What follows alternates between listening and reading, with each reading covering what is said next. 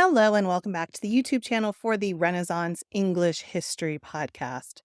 I'm your host, Heather. I've been podcasting on Tudor England since 2009. This channel is where I put all of my episodes from all of my shows, as well as extra content, shorter content like this video right here.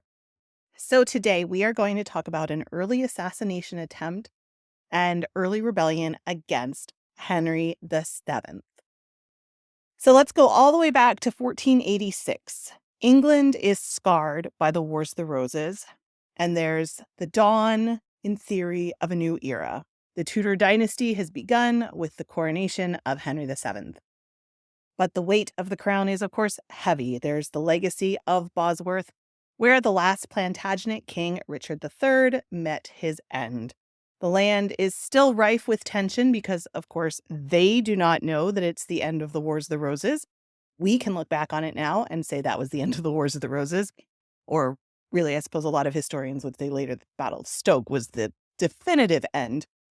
But, we can look at Henry Tudor and say, all right, he was the first Tudor and started the Tudor dynasty. For them living through it, it was not that clear, right? So the Yorkists were still reeling from their loss, but they, of course, for all they knew, they had been in bad spots before. They could regroup, and that was the plan. They found hope in figures like Francis Lovell. I'm going to do a whole podcast episode on Francis Lovell because he is fascinating, but we're just going to kind of start to touch on it right here. Francis Lovell had just unwavering loyalty to Richard III. And he is still known as being loyal to the Yorkist cause. And so the Yorkist cause finds new life with him. The Yorkists, of course, want to return to power. And for some, that means the end of the Tudor king. All roads lead to the ancient city of York. And here a plot is brewing, a plan to cut short the reign of the first Tudor king. So Henry VII was trying to visit his various new territories, his land that he now was the king of. And so he was going to York. Within York, no one could anticipate the treachery that was afoot.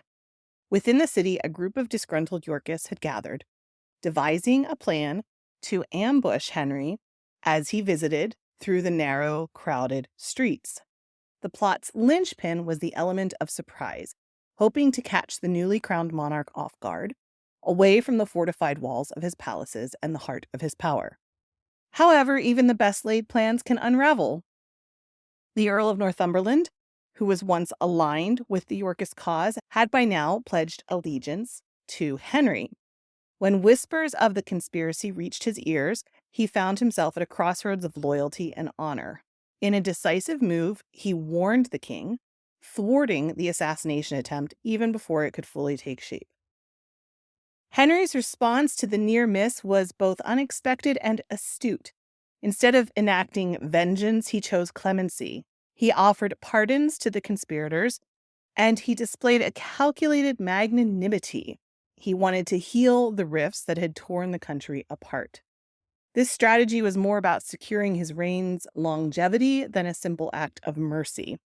By choosing forgiveness over retribution, he hoped to weaken the resolve of potential rebels and deter future conspiracies. But for Francis Lovell, the king's pardon was neither sought nor was it desired. As the net of royal enforcers tightened around York, Lovell made a desperate bid for freedom.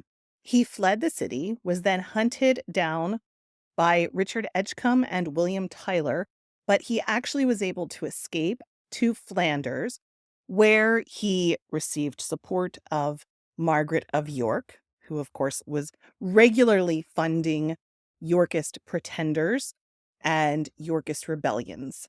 Lovell continued to actually be involved in plots. He was at the Battle of Stokefield in 1487, fighting for Lambert Simnel. The battle went for Henry Tudor. The Yorkists were fully defeated. Lambert Simnel was captured.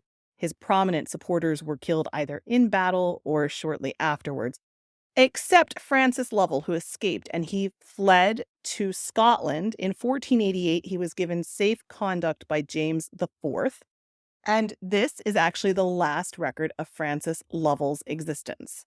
That is one reason why I'm very interested in Francis Lovell, because it's very hard for a prominent figurehead of an agenda like the Yorkist agenda to just disappear. And he does. He just disappears from the record. So there's a lot of history's mystery around Francis Lovell himself. And that's what I'm going to do a full episode on, is looking at the different possibilities of what happened with him and his life. But for the purposes of this video, we're talking about this early assassination attempt in York where Francis Lovell was part of that. It was merely a symptom of the larger problem that was facing Henry trying to unite the country after decades of civil war.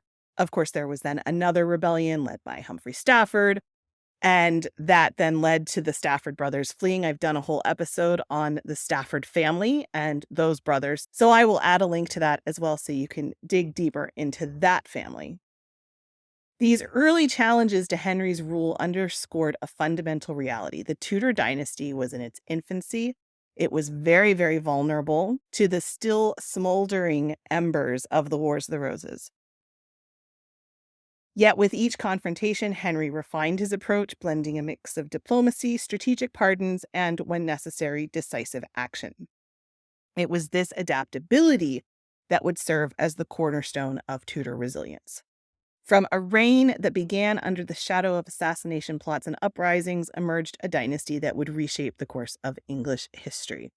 So there we have it, one of the early attempts on Henry VII's life, the mystery of Francis Lovell, and a peek at an episode that will be coming in the future. Let me know what you think about Henry VII in the comments. You know, he's so often portrayed as just this very stingy, very paranoid person. But when you think about how he was raised and you think about these early threats to his reign, it's not surprising that he was pretty paranoid. So let me know what you think about him. I want to do more very early Tudor stuff in the coming weeks and months, because a lot of times it's overlooked for the stuff that would happen later. And it was just as fascinating, of course. So thank you so much for watching and listening. If you enjoyed this video, I sure would appreciate a press of that like button, and I hope I earned your subscription to my channel where I put content like this out on the regular. Thanks so much for watching. You are deeply loved, deeply appreciated, and I'm so glad I shared the planet with you. Don't forget to drink your water, and I will be back with you soon.